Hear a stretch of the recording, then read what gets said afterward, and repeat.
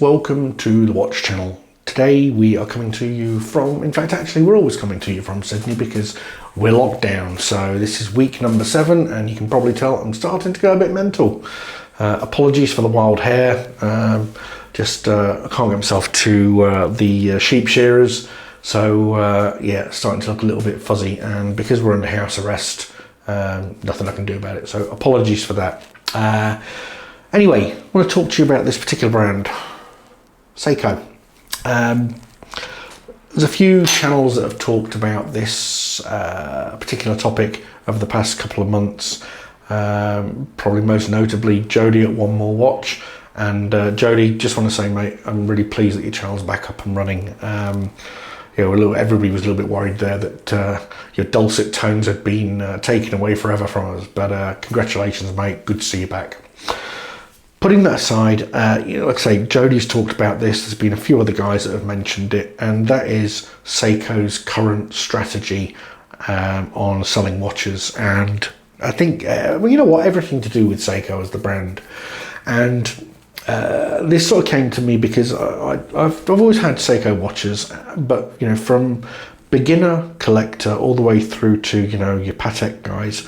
It's probably fair to say that everybody has owned a Seiko and everybody respects what Seiko has done as a brand, forever in history.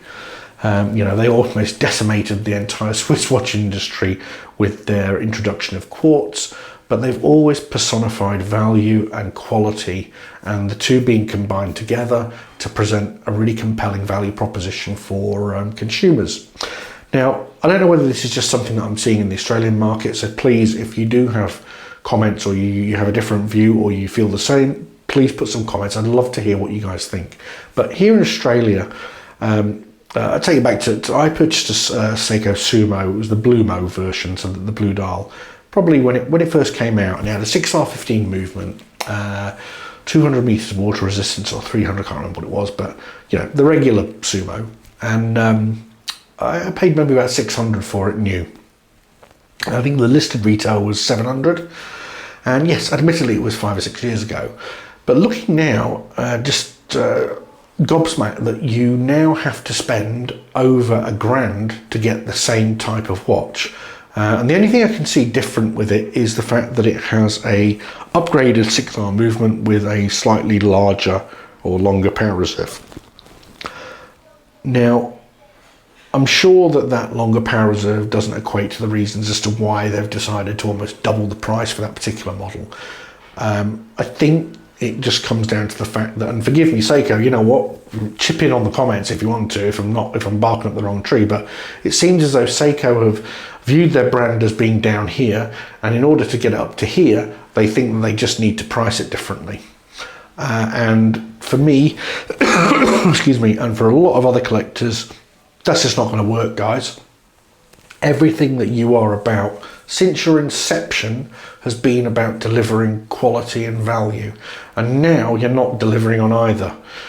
Feedback from retailers is that especially with the 6 and 4 series movements, there is a really high failure rate compared to the past couple of years. It's now becoming a bit of a joke, in so much as people are coming back to retailers with misaligned bezels. Admittedly, it's always been a little bit of a weak point for Seiko, but even more so now. Dust on the dial, movements incorrectly installed, or just complete failure of movement very, very shortly, or the power reserve being nowhere near what it needs to be. And this is the crux of the matter is Seiko is no longer delivering a watch that beats other models in terms of quality and price. So, again, let's talk about, something like this brand, Oris. Oris produced $2,000 or $3,000 watch. Slightly more expensive model than this, but, now this is priced at maybe half of what the Oris is, and previously it was a quarter. Now, I'm sure the way Seiko's strategy is going to be that very soon you can actually buy, well, actually right now you can buy models that are a very similar price point to Oris, and they still contain a 6R movement. And this is the problem, guys. Like, I used to buy Seikos because I was buying this but I was getting that in terms of quality. Now it's the same thing. It's like I'm buying this, but I could also buy that. Where's the value proposition, guys? Well, this is made in Japan, this is made in Switzerland. Like the Swiss watch has more prestige. If you want prestige from Japan, then you go Grand Seiko. And again, you know, that pricing strategy is still the same as your old one, which is, if I spend £5 on a Grand Seiko, I'm getting something that would probably cost 15 to 20, at least 10, in a Swiss brand. But now, you know, the gulf between quality and price on your regular line is well, it's negligible. So where does that leave us? I mean, Citizen is probably where it leaves us. They're still presenting, you know, great models at attractive price points without sort of, forgive me for saying this, Seiko, but getting a bit too big for the boots. I just feel like you're really neglecting the collectors and the beginners in this hobby that, you know, don't have that much to spend. You know, you know what, you might still make the same amount of money, but it's just from selling half the watches because you've increased your costs by 50%. Or, you know, you marked up your retail rates by 50%. Just don't get it. And, you know, it's just a bit sad. But up to you guys, you own the brand, so good luck with it. But guys, really like to hear your comments on this.